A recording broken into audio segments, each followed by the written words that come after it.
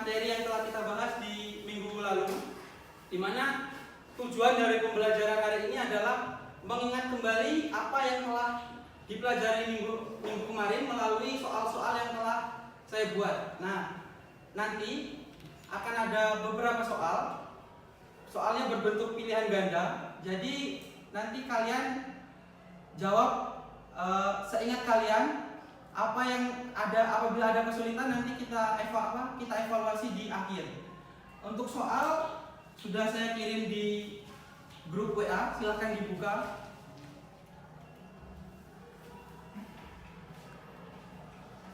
Untuk waktu pengerjaannya 20 menit ya. Nah, itu silahkan dikerjakan seingat kalian sesuai apa yang sudah dijelaskan di minggu lalu. Nanti apabila ada kesulitan nanti kita bahas di akhir ya.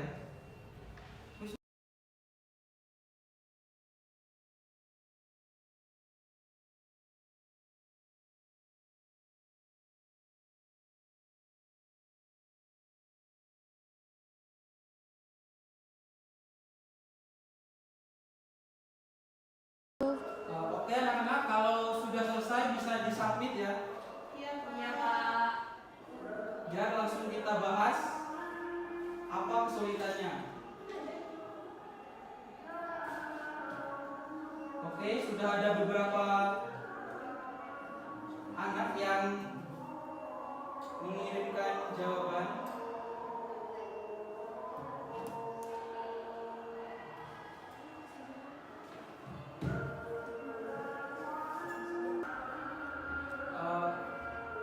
Ayo segera diselesaikan karena waktunya tinggal beberapa menit lagi.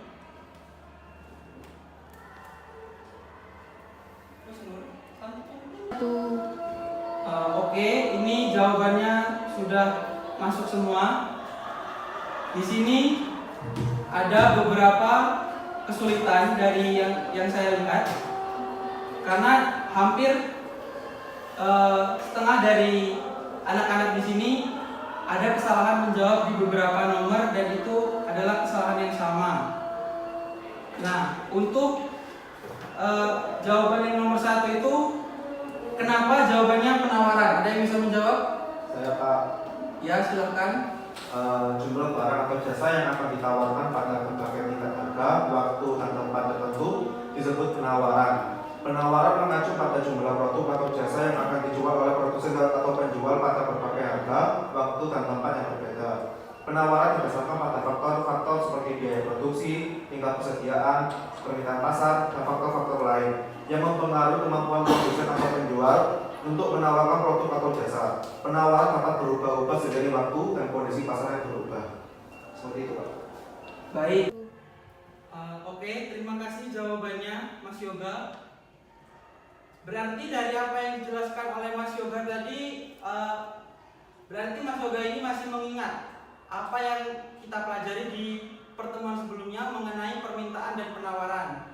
Saya berharap semuanya juga mengingat kembali apa yang sudah dijelaskan di minggu lalu melalui soal-soal yang telah saya berikan tadi.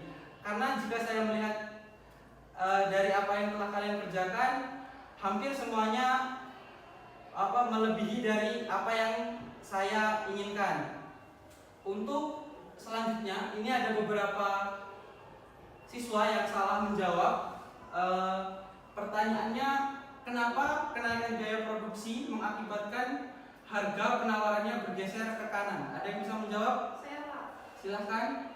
Jika terjadi kenaikan biaya produksi, maka akan ada peningkatan dalam biaya untuk membuat produk atau jasa. Untuk tetap mempertahankan profitabilitas, produsen atau penyedia jasa dapat menaikkan harga penawaran mereka. Kenaikan harga ini kemudian akan menyebabkan penawaran bergeser ke kanan. Faktor penawaran karena produsen atau penyedia jasa hanya dapat menawarkan jumlah produk atau jasa yang sama dengan harga yang lebih tinggi. Oke, terima kasih jawabannya. Ya, apa yang dijawab oleh Mbak Cherry itu tadi benar. Dengan kata lain, jika terjadi kenaikan biaya produksi, maka akan terjadi pergeseran kurva penawaran ke kanan, yang berarti pada setiap tingkat harga yang diberikan, kuantitas yang ditawarkan akan lebih tinggi daripada sebelumnya. Ini disebut juga dengan pergeseran penawaran ke kanan yang mengindikasikan bahwa produsen atau penyedia jasa ini bersedia menawarkan lebih banyak produk atau jasa pada setiap harga yang lebih tinggi untuk dapat mengimbangi biaya produksi yang lebih tinggi. Apakah ada pertanyaan sampai di sini? Ya, tidak ada. Oke, selanjutnya kita bahas untuk soal berikutnya. Ada di soal nomor 8, silakan Mbak Agnes untuk dibacakan soalnya. Baik, Dian, Ambar, dan Hani pergi ke pasar malam. Di pasar malam ini banyak penjual menjajakan lembaran yang mereka minati. Dian membawa uang 5.000 dan ingin membeli pita rambut. Ternyata harganya 10.000. Ambar membawa uang 20.000 dan membeli bando seharga 5.000. Hani membawa uang 50.000 tetapi tidak ada barang yang menarik hatinya. Dari pernyataan di atas, siapakah pembeli yang menempati posisi permintaan efektif, permintaan potensial, dan permintaan absolut? Oke, terima kasih Mbak Agnes tadi sudah membacakan soal nomor 8. Untuk jawabannya, siapa kira-kira yang bisa menjawab? Silahkan. Jawabannya Dian pembeli dengan permintaan absolut, Ambar pembeli dengan permintaan efektif, dan Hani pembeli dengan permintaan potensial. Iya, apa yang dijawab oleh Deva tadi benar. Di sini banyak sekali yang salah menjawab. Pembeli yang menempati posisi permintaan efektif, potensial, dan absolut. Benar apa yang dikatakan oleh Deva tadi. Dian adalah pembeli dengan permintaan absolut. Kenapa Dian ini menempati pembeli dengan permintaan absolut? Karena Dian ini adalah pembeli yang mempunyai daya beli tetapi tidak memiliki kemampuan untuk membeli. Itu sebabnya kenapa Dian menempati posisi sebagai pembeli dengan permintaan absolut. Selanjutnya ada Ambar yang menempati pembeli dengan permintaan efektif. Ambar menempati pembeli dengan permintaan efektif dikarenakan Ambar ini tadi kan membawa uang 20.000 dan hanya membeli bando seharga 5.000. Sementara bunyi dari permintaan efektif ini sendiri adalah permintaan yang disertai daya beli, kemampuan membeli, dan tindakan membeli. Nah, ini sudah sesuai sekali apa yang telah dilakukan oleh Dian ini tadi, oleh Ambar ini tadi. Lalu Hani menempati pembeli dengan permintaan potensial. Hani membawa uang 50.000, tetapi tidak ada barang satupun yang menarik untuk ingin ia beli. Nah, permintaan potensial ini adalah permintaan yang disertai daya beli, kemampuan membeli, tetapi tidak melakukan pembelian. Nah, hal itulah yang dilakukan oleh Hani ini tadi. Sampai di sini paham? Paham. Oke, dari apa yang sudah kita kerjakan pada hari ini tadi, saya berharap tujuan pembelajaran kita tadi yaitu untuk mengingat kembali materi yang telah kita pelajari di minggu lalu dengan latihan dan soal yang telah saya berikan tadi. Saya berharap kalian masih dapat mengingat apa yang saya jelaskan di minggu lalu. Nah, dari sini saya juga dapat menyimpulkan bahwa beberapa dari kalian ini ada yang belum terlalu mampu untuk mengingat apa yang sudah dijelaskan di minggu lalu, sehingga ini nantinya akan menjadi pembelajaran tersendiri untuk saya untuk lebih menjelaskan lagi kepada beberapa siswa yang belum paham ini. Oke, selanjutnya akan saya presensi terlebih dahulu. Ahmad Yoga Amanda Putra, Adam Sodo Amarta. Kemana Adam ini? Adelia Maulidir. Tidak hadir.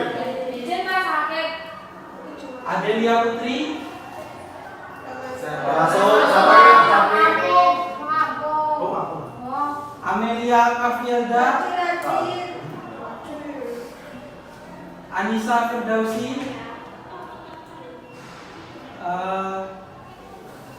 Brian Fredianto Nugroho. Jusniati Dani Adiatma. Cherry, Dia Ayu. Saya Mana Dia Ayu ini? Tadi katanya mau jemput pacarnya, Pak. Oh. Iya sih. Ada yang belum disebut? Saya. Siapa? Agnes, Pak. Siapa? Satu lagi? Saya Iva. Oh. Oke. Sudah selesai pembelajaran kita pada hari ini, di mana 2 minggu ini kita membahas materi yang sama, yaitu permintaan dan penawaran, di mana di minggu lalu saya sudah menjelaskan dan juga sudah ada diskusi kelompok mengenai permintaan dan juga penawaran. Nah, di minggu ini saya sudah memberikan latihan kepada kalian semua untuk membantu kalian mengingat kembali materi yang telah saya berikan di minggu lalu. Mungkin untuk minggu depan kita akan masuk ke materi yang baru untuk membahas materi pasar. Itu saja dari saya. Apa ada pertanyaan? Ya. Baik, kalau tidak saya akhiri. Wassalamualaikum warahmatullahi wabarakatuh.